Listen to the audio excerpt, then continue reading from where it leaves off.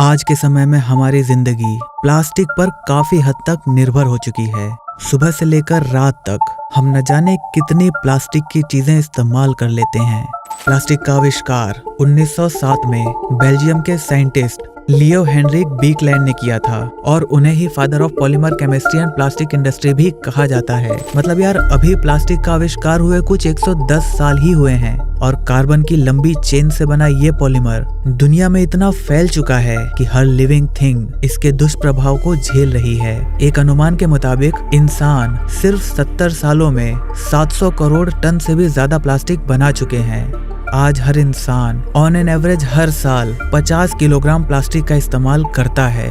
लेकिन जैसा कि आप जानते हैं कि प्लास्टिक एक नॉन बायोडिग्रेडेबल मटेरियल है और आसानी से खत्म नहीं होता और रिपोर्ट्स की माने तो इस समय पूरी दुनिया में करीब 500 करोड़ टन के करीब प्लास्टिक वेस्ट मौजूद है और अगर हम इसका एक जगह ढेर लगा दें तो इसकी ऊंचाई माउंट एवरेस्ट से भी ऊंची हो जाएगी। यही नहीं, इस प्लास्टिक से हम पृथ्वी को कम से कम 5 बार कवर कर सकते हैं। इन सभी नंबरों से आप ये तो समझ ही गए होंगे कि आधुनिक दुनिया पर प्लास्टिक का किस हद तक प्रभाव है। जब प्लास्टिक का आविष्कार हुआ था तो उस समय इसे दुनिया के लिए एक वरदान समझा जा रहा था, लेकिन जब हम आज इससे होने वाली प्रॉब्लम्स को देखते हैं तो हर जगह से इसे बैन करने की मांग उठने लगी है। प्लास्टिक के बिना इस दुनिया का क्या होगा? और सबसे बड़ा सवाल तो ये है कि इन सारी प्रॉब्लम्स के पीछे सच में क्या प्लास्टिक की ही गलती है? इस वीडियो को देखने के बाद शायद आपका ख्याल पूरी तरह से बदल जाएगा।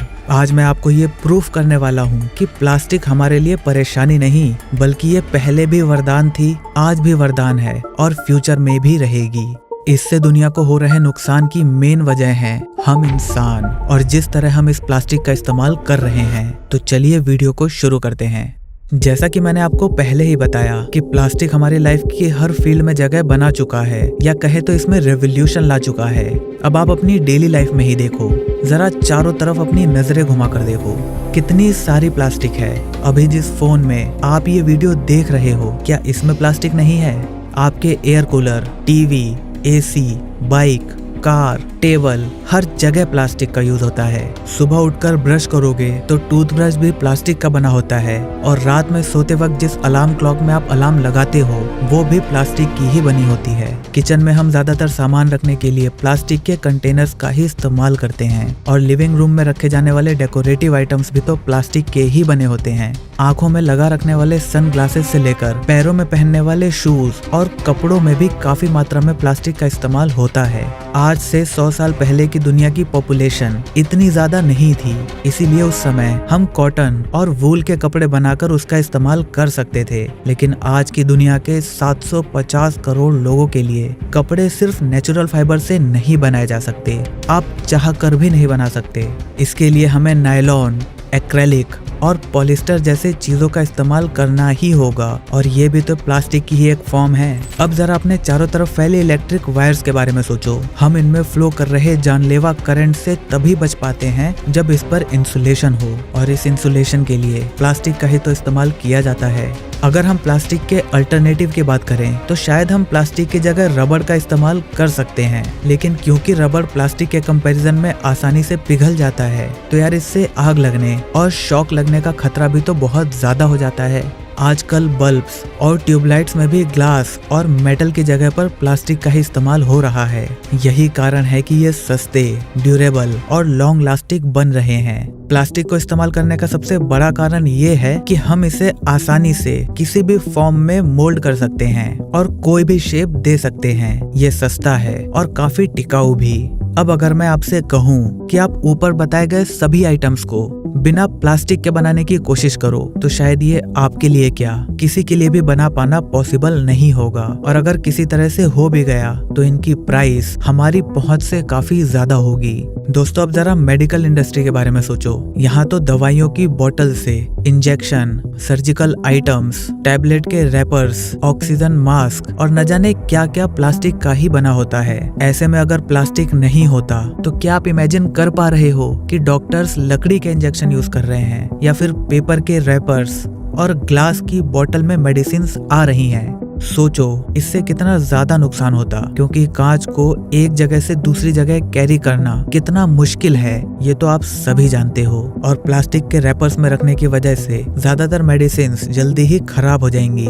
ग्लास के बोतल में रखे रहने की वजह से शायद उनकी प्रॉपर्टीज पर भी असर पड़ सकता है। अगर हम मेडिकल इक्विपमेंट्स को प्लास्टिक की जगह ग्लास से बनाएं, तो अगर किसी वजह से ग्लास का एक छोटा सा रेसिड्यू भी किसी सर्जरी या फिर किसी भी ऑपरेशन के दौरान मरीज के अंदर रह जाता है, तो वो उसके लिए जानलेवा भी साबित हो सकता है। दोस्तों, मार्केट में जो भी खाने पीने के आइटम्स अवेलेबल हैं, उसकी रैपिंग और पैकेजिंग के लिए प्लास्टिक का ही इस्तेमाल किया जाता है। इसका रीजन सिर्फ प्लास्टिक पैकेजिंग का सस्ता होना ही नहीं, बल्कि प्लास्टिक पैकेजिंग के कारण फूड आइटम्स ज्यादा समय तक फ्रेश और खाने लायक बने रहते हैं, और लंबे समय तक इसमें रखे रहने की वजह से इसमें हाइजीन की कोई प्रॉब्लम भी नहीं आती। क्या आपने कभी सोचा है कि हम मार्केट से कोई भी सामान लाने के लिए प्लास्टिक पॉलीथीन का ही यूज क्यों करते हैं? क्या ज्यादातर लोग प्लास्टिक बैग्स और कपड़े वगैरह का बैग क्यों नहीं ले जाते?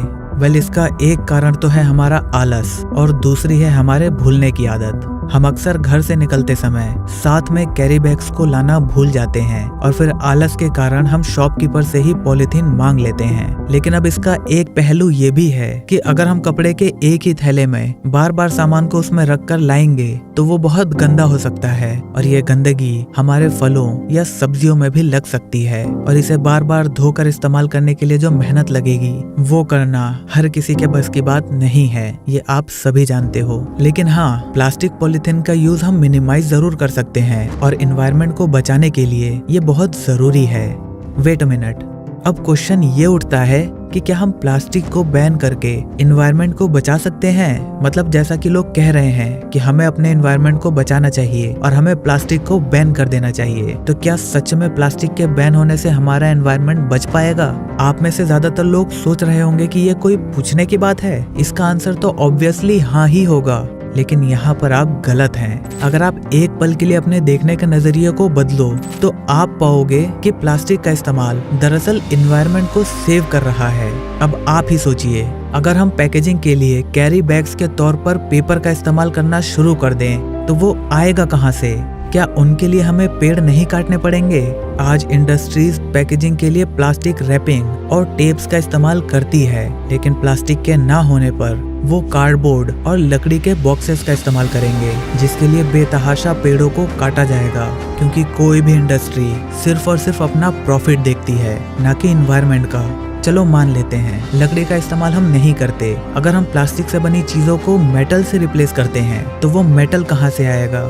इसके लिए जमीन से ज्यादा रिसोर्सेज को निकाला जाएगा, और इसका ओवर एक्सप्लॉयटेशन निश्चित है।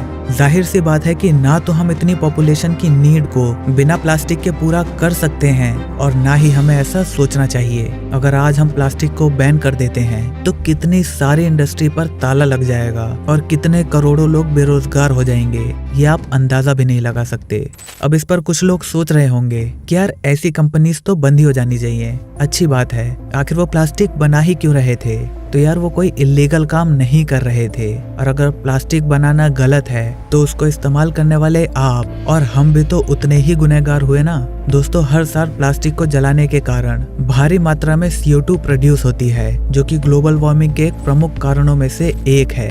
एक रिपोर्ट के मुताबिक हर 10 लाख से ज्यादा जानवर और बर्ड्स प्लास्टिक पॉल्यूशन के कारण अपनी जान गंवा देते हैं। ये तो सिर्फ वो जीव हैं जो जमीन पर रहते हैं, लेकिन जब हम बात करें ओशियंस की, तो ये नंबर बढ़कर हर साल 10 करोड़ जीवों की मौत तक पहुंच जाता है। मतलब हम प्लास्टिक का इस्तेमाल करते हैं जमीन पर, तो उसकी वजह से जमीन पर हर साल केवल 10 लाख जीव मरते हैं, लेकिन ओशियन जहां इसका इस्तेमाल होता ही नहीं है, वहां पर हर साल 10 करोड़ जीव मरते हैं। इसकी सबसे बड़ी वजह है वो 50 लाख टन से भी ज्यादा प्लास्टिक वेस्ट जो हर साल ओशन में फेंका जाता है।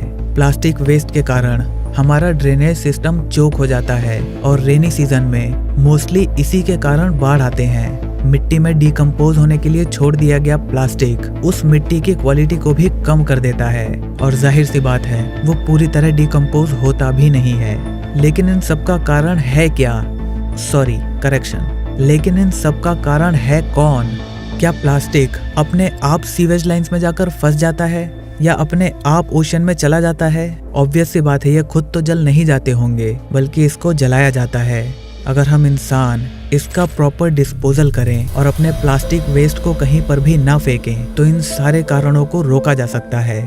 प्लास्टिक के कारण ना सिर्फ हमारी लाइफ इजी हो रही है, बल्कि हमारे वैल्यूएबल रिसोर्सेज भी ओवर एक्सप्लॉयटेशन होने से बच रहे हैं, जिसकी वजह से अल्टीमेटली हमारे धरती की लाइफ बढ़ रही है। अगर हम इंसान सही से इसका इस्तेमाल करें, जितना हो सके प्लास्टिक के एक आइटम को बार बार इस्तेमाल करने की कोशिश करें, इसका प्रॉपर डिस्पोजल करें और छोटे छोटे प्रॉफिट्स के चक्कर में इसको जलाने से बचें, तो प्लास्टिक का इस्तेमाल करना बिल्कुल सही है। और ये सच में हमारे लिए एक वरदान साबित होगा, क्योंकि प्लास्टिक के बिना ना तो आज को इमेजिन किया जा सकता है और ना ही आने वाले फ्यूचर को। और इसको कंप्लीट बैन करने की बात तो सोचना भी गलत है। अगर आप भी मेरी बात से सहमत हो या आपके पास इसका कोई दूसरा बेहतर सॉल्यूशन है, तो नीचे कमेंट करके हमें जरूर बताना। हम जरूर इसके बारे में जानना चाहेंगे। वीडियो पसंद आई तो इसे लाइक कर देना और चाहो तो अपने सभी दोस्तों और परिवार वालों के साथ इस वीडियो को शेयर कर देना, ताकि उन्हें पता चले कि प्लास्टिक का इस्तेमाल कैसे करना है और वो कैसे इस प्लास्टिक के वेस्ट को मिनिमाइज कर सकते हैं। अगर आपको ऐसे ही डिटेल कंटेंट देखना पसंद है, तो हमारे चैनल को सब्सक्राइब करके इस घंटे वाले बटन को दबाना बिल्कुल भी मत भूलना, क्योंकि हम ऐसे ही ज्ञान बांटते रहते हैं। जय हिंद, वंदे मातरम।